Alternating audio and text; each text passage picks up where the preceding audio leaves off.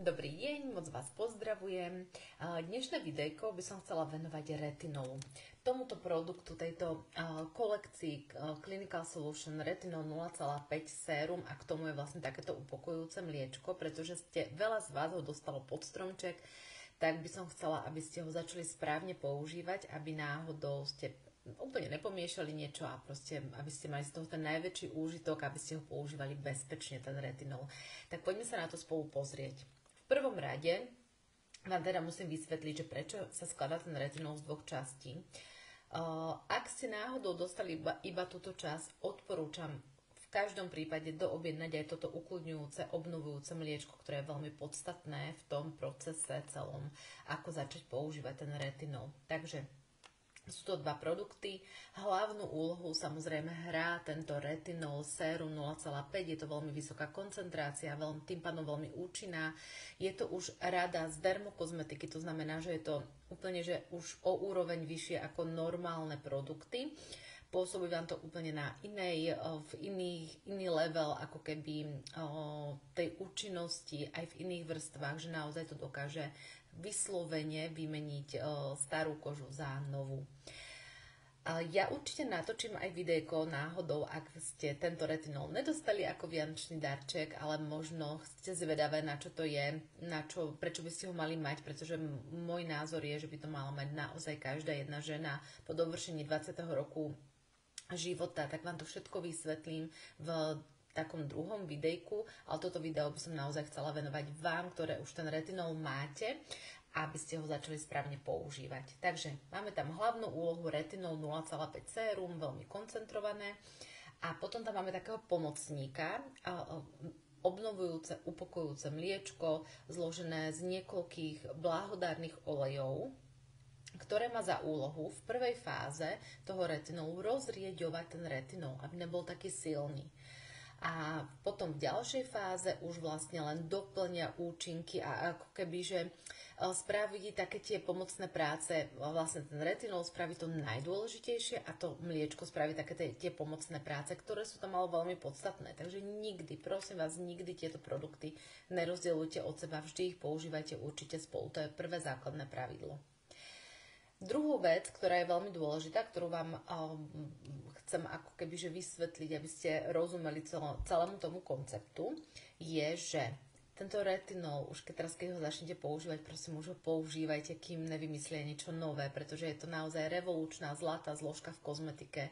Ja úplne najviac milujem práve tento retinol na svoju pleť, keď chcem na nejaké obdobie vyzerať veľmi dobre z rôznych dôvodov, tak si práve tento retinol intenzívne nasadím, pretože naozaj robí zázraky s mojou pleťou, s mojimi pórami, s tónom pleti, že som veľmi vyrovnaný ten tón pleti, je to vypnuté, naozaj milujem ten pocit práve po retinole, je to asi môj najobľúbenejší produkt, keď sa ma niekto opýta, že čo si dávaš, keď chceš vyzerať na nejaký dátum úplne fantasticky, tak je to určite tento retinol. No, prvá vec, keď chceme začať používať ten retinol, tak musíme vlastne prejsť takzvanou retinizáciou. To je taký odbornejší názov, ale keby som to mala tak úplne laicky vysvetliť, tak je to vlastne to, že my potrebujeme tú našu pleť pripraviť, že pozor, budeš teraz dostávať nejaký retinol, tak si tam proste priprav na to nejaké receptory, aby sa proste ona adaptovala, na to, že bude dostávať niečo nové a aby sa tam na to ona pripravila tzv. Pôdu. A veľmi rada to prirovnávam k takému prímeru, ako keď máte malé bábätko a idete mu dávať nejaké príkrmy, tak takisto sa odporúča vlastne pomaličky, vlastne po malých množstvách pridávať do toho jedálničku nejaké potraviny. Tak presne ako keby to ideme robiť s tou našou pleťou, s týmto retinolom. Takže retinizácia je taký adaptačný proces. Je to proces, kedy sa naša pleť bude zvykať na prijímanie toho retinolu už potom navždy. A tá retinizácia u každého samozrejme môže inak prebiehať. Niekto je veľmi citlivý, takže tú retinizáciu naozaj potrebuje takú pozvolnú, opatrnú a niekto naozaj proste nemá hocičo problém si dať na pleť, tak môže ju mať takú, akože nazvem to, že takú pankačskú, že kľudne proste môže sa do toho pustiť. Takže Dnes, čo vám budem vysvetľovať, je vlastne ten proces tej retinizácie. Ten môže trvať mesiac až 2 mesiace. Záleží od vašho typu pleti. Takže čo vám dneska budem hovoriť, sa bude týkať iba tej retinizácie a potom ešte vám natočím ďalšie videjko, keď vám retinizácia skončí, čo začneme používať potom už normálne, ako sa rozbehneme s tým retinolom, bude v pohode. Takže, keďže bude proces retinizácie, v tomto období by ste nemali používať žiadny peeling. To znamená žiadnu našu mikrodermálnu sádu, ani takýto repair peeling, alebo nejaké iné peelingy, ak máte. To znamená, že už ten retinol nám trošku bude robiť takú exfoliačnú funkciu, už nám trošku bude akože dávať dole tie odumreté bunky, tak v tej fáze tej retinizácie, dajme tomu, že 4 týždne, nebudete žiadny peeling používať. Dobre? Aby sme naozaj išli opatrne na tú pleť, takže bez peelingu prvý mesiac. Ďalej sa neodporúča používať ani prípravok s kyselinou salicylovou, to znamená, ak máte túto našu úžasnú čistiacu, takú upratovačku na pleť, túto masku, tento mesiac vynechajte. Takisto sa pri tej retinizácii neodporúča používať produkty s vitamínom C, takéto koncentrované. To znamená, toto naše regeneračné TMV sérum C plus E nepoužívajte a to isté, ak máte aj také naše malé super sérum s resveratrolom a s vitamínom C.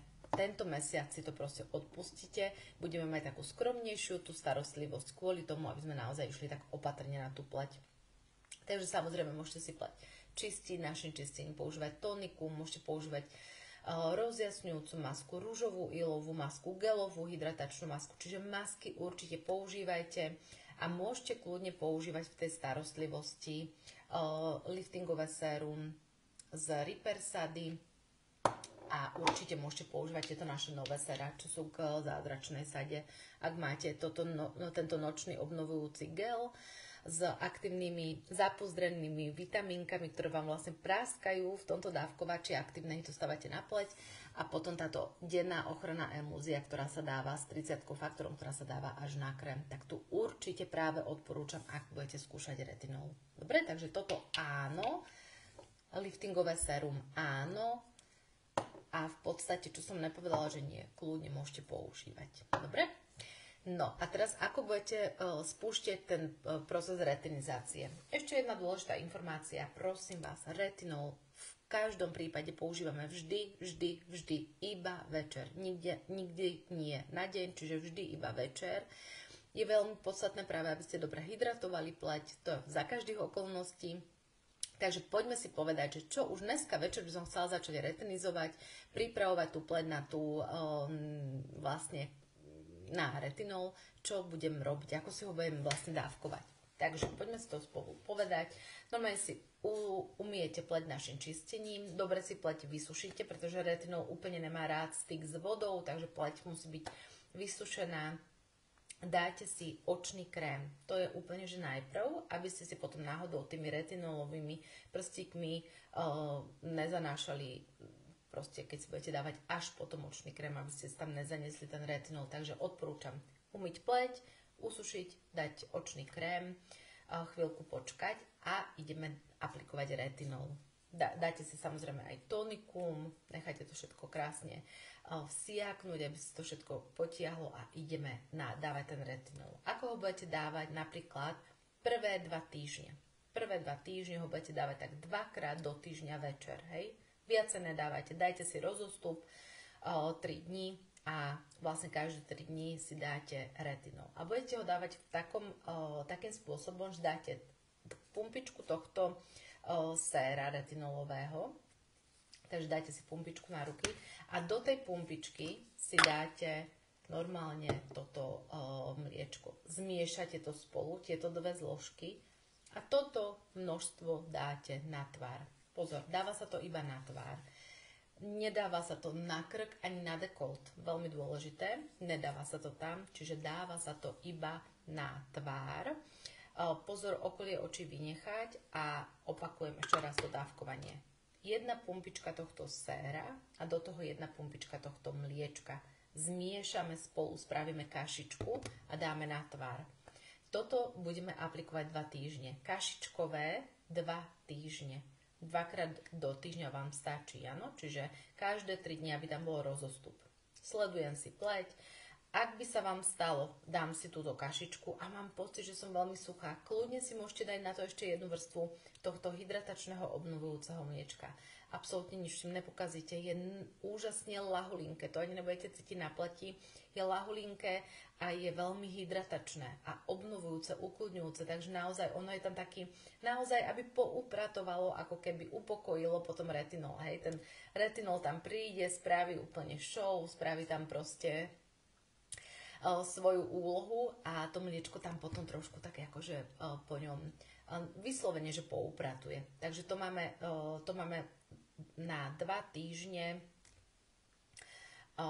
Na 2 týždne budete miešať kašičku.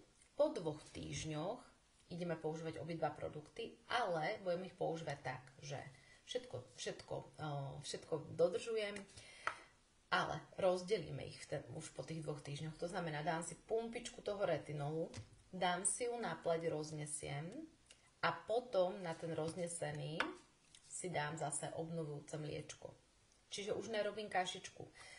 Aký je medzi tým rozdiel? Ja tie prvé 2 týždne rozriedujem tú koncentráciu toho sera týmto mliečkom. Takže rozriedím tú koncentráciu, aby tá pleť pomaličky si zvykala. 2 týždne ju zvyknem a potom jej vyskúšam dať čistý ten retinol na pleť a na to vždy dávam to mliečko. Vždy.